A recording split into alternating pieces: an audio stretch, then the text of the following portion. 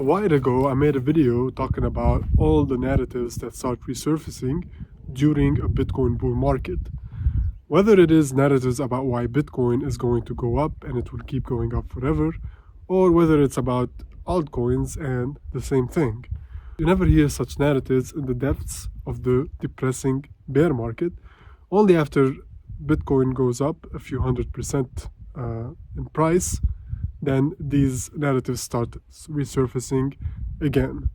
Last cycle, the Bitcoin narrative was that public companies will put Bitcoin on their balance sheets, and it went to as far as most of the S&P 500 companies would put Bitcoin on their balance sheets and start stacking Bitcoin like a pleb.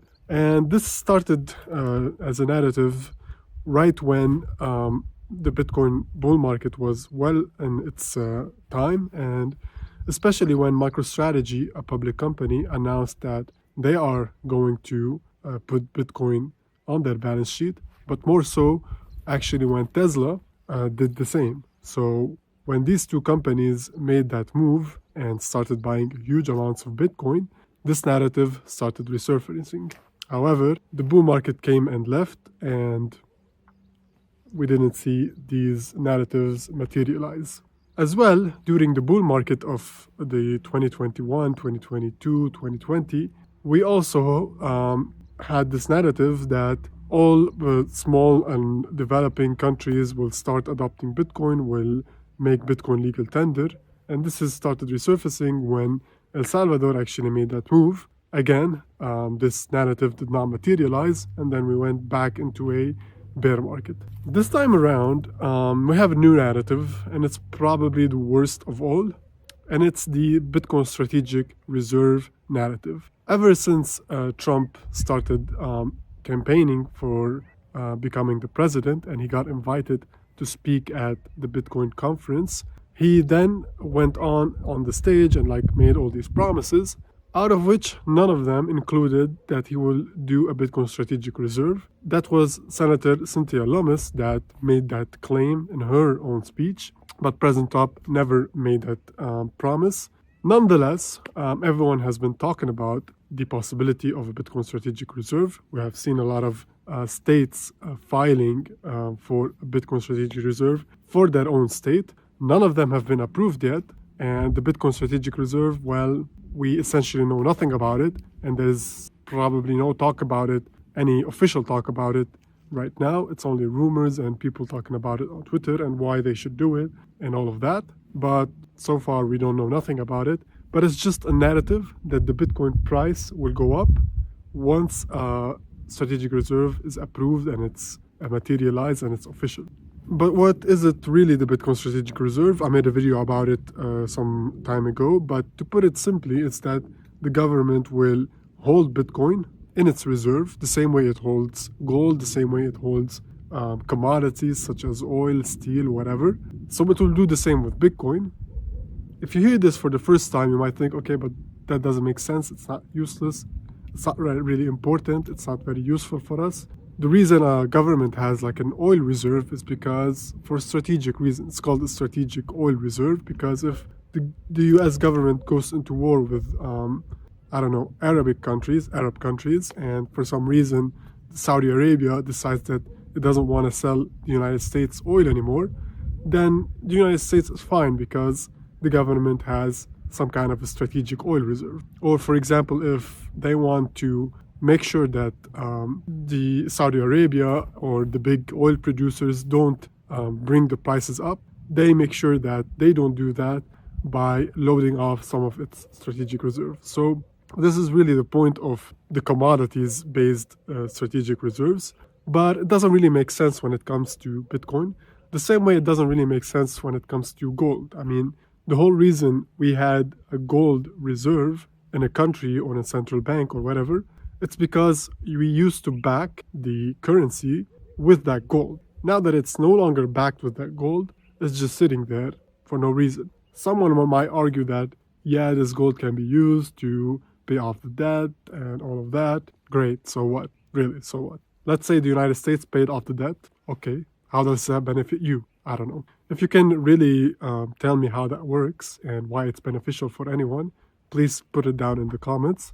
But so far, I haven't heard any really good argument for why a strategic reserve in gold or in Bitcoin really matters for the average citizen. Putting that aside, why am I talking about this?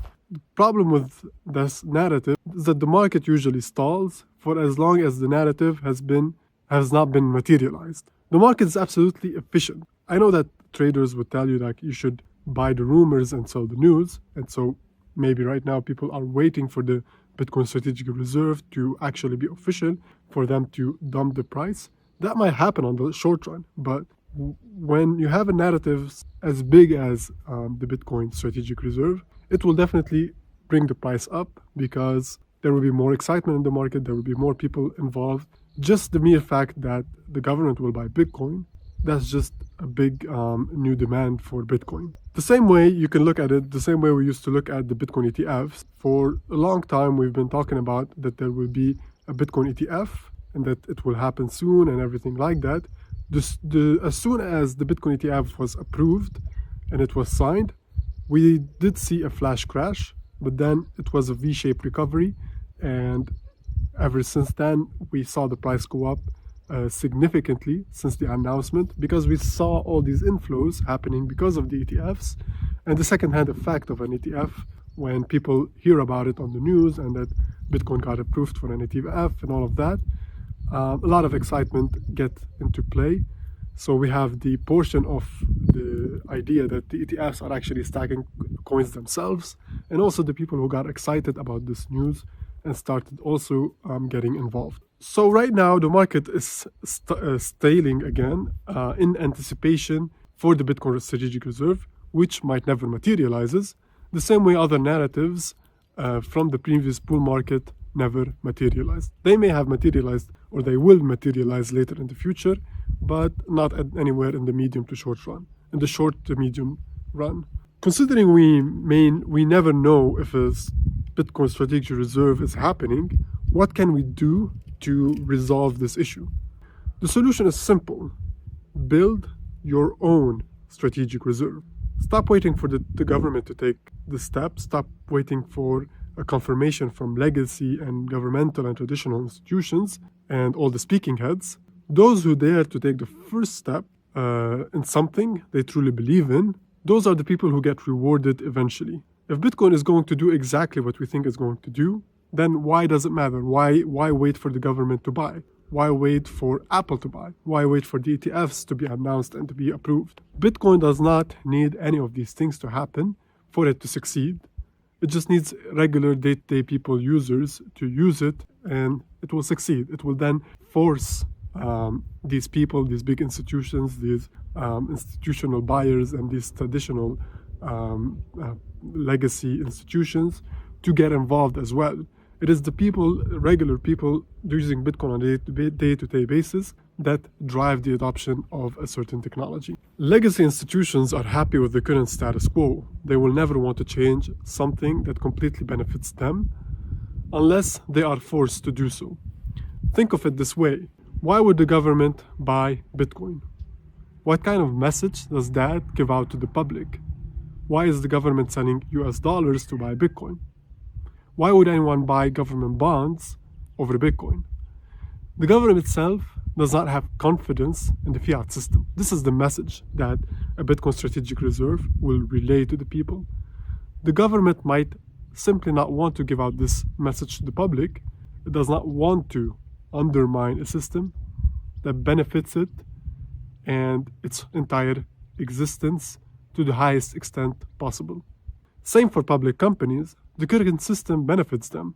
They don't need Bitcoin yet, and they definitely don't want to signal support for it, which could lead to undermining of a system that benefit most of the big corporations. This is why the so-called zombie companies are doing the Bitcoin treasury plan or play. These are companies that are completely not rewarded by the current system or the current status quo, so they are seeking an alternative. The same way you as a pleb is seeking an alternative. Bitcoin is the alternative for these types of players. I believe we are still in this phase of Bitcoin being an alternative system that is here to serve the people who are treated unfairly in the status quo or in the current system.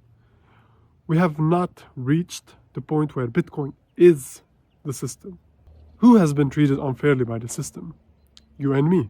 Regular people who want to work and keep the fruit of their labor. Bitcoin allows you to do this, exactly this. This is why we should forget about a government strategic reserve and start focusing on building our own strategic individual Bitcoin reserve, which is a fancy term for just stacking and holding sats.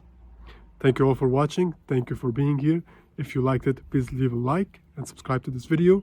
If you have any comments, any suggestions, anything you want to say, any questions, leave them in the comments down below.